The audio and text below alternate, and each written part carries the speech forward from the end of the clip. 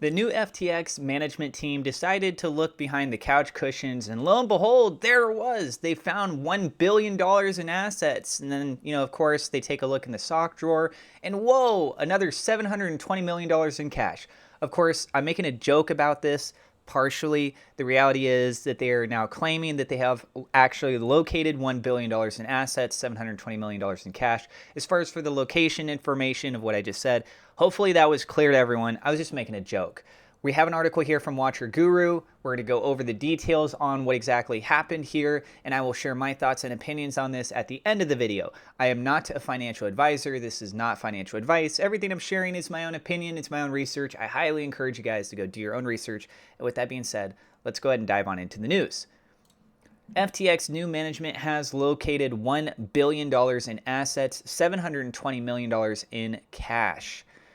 CoinDesk reported the new management behind FTX has located $1 billion in assets, including $720 million in cash. The report comes amidst the bankruptcy of the platform following reports of criminal activity by founder Sam Bankman-Fried and the company's top executives. The new management team behind FTX is reportedly working to access millions through hundreds of various bank accounts. The platform is in the midst of attempting to resolve the financial shortcomings of the cryptocurrency exchange, according to statements given to creditors this week.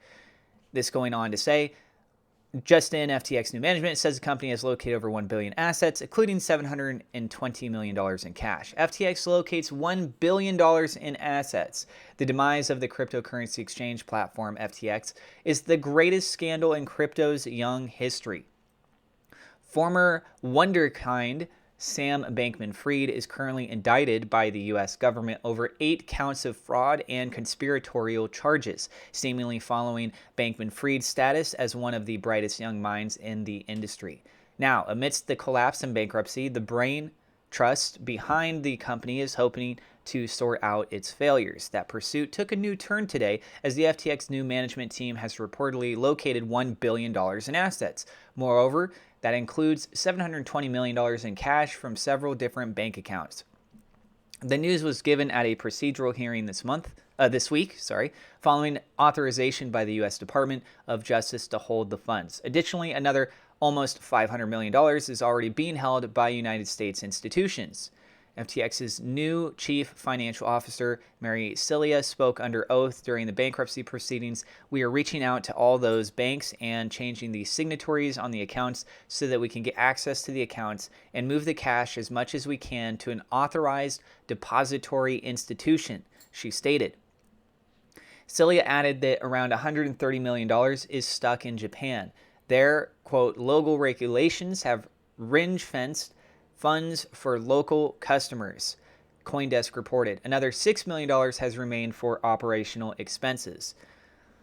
All right, so there's a lot of different numbers that they're throwing out here. The main thing is that there's more than one location. This is a takeaway that I want you guys to walk away with, is that there's more than one location of funds that FTX has exposure to, and the new management team is going through the procedures in order to be able to have the legal access to these, of which that they're wanting to put it to an authorized depository institution. And I would say the main goal in the end here is to be able to get funds back to the users as much as feasibly possible. So we got $6 million that we're talking about for operational expenses. So I'm assuming that's for maintenance things. It's obviously it's for paying for staff that are having to handle going through a lot of these things, probably also for some of the legal issues. So maybe that's what's entailed in all of that. And that seems to be the minor of the different amounts we're talking about here. Then we got the $130 million that's stuck in Japan. Local regulations have ring-fence funds for local customers. So for those people in Japan that were affected with this, it sounds like that $130 million is strictly designated for them. But regardless, out of the whole, we have a lot of money to try and take care of everyone. It's just looking like for the people in Japan, there you go. There's a specific amount, $130 million, that's probably going to help take care of them either in full or in part. I don't know how much total exposure that there was for the customers over in Japan. Then we also have an additional $500 million already being held by United States institutions. So $500 million for the people here in the U.S., That's pretty good news that there's a set amount there that's looking like it could go out to people. And then you also have these other amounts that we were talking about, $1 billion in assets, $720 million in cash in several different bank accounts. That $720 million in cash, again, it's cash, so that price isn't fluctuating except for inflation costs, of course, but $720 million is $720 million. We have $1 billion in crypto assets. Well, it says assets, doesn't specifically say crypto. I don't know, maybe they have investments in weird other things too, like precious metals and real estate that we don't really know about, or that I'm just not aware of.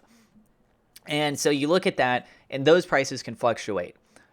The market is down tremendously. So realistically, think about the fall of FTX and how much that ripple has caused asset prices as a whole to go down. If their valuation of these assets at this moment in time is $1 billion, if you go retroactive with this and you kind of look back at what the original value of all of those assets would have been prior to the fall of FTX, I think it's pretty safe to assume that those assets would be worth a decent amount more than $1 billion, especially if you're looking at specific assets. I don't know which ones that we're referring to here, but with that being said, I think that gets you a little bit closer to this overall value that we see as the failure of FTX. Is it the whole entire thing? No. But can you imagine if everything was completely off the table? Like there was not a dime that could go out to a single person. That would obviously be absolutely terrible. And I think that going through these processes, hopefully in the end, many users will receive their funds back, either in partial or hopefully in full. It's looking more likely it's going to be impartial. And at that point, people then can make the conscious decision of what they want to do next. If they want to sell those assets, if they want to go ahead and hold on to it, if they have a little bit of a sense of reassurance because they've received these things back.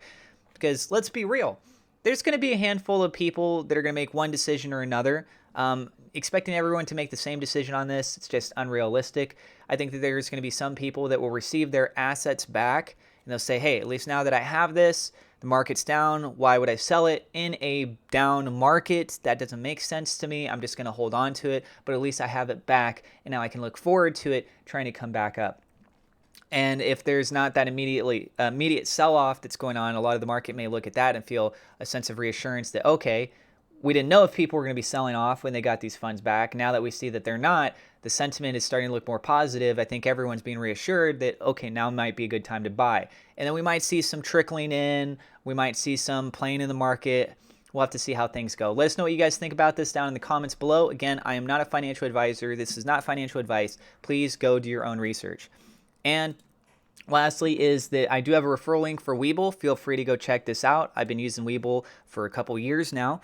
You can trade stocks and cryptocurrency on Webull. If you use that referral link, you could get up to 12 free fractional shares valued between $3 up to like $3,000. You can find out more details on all of this down in the description below.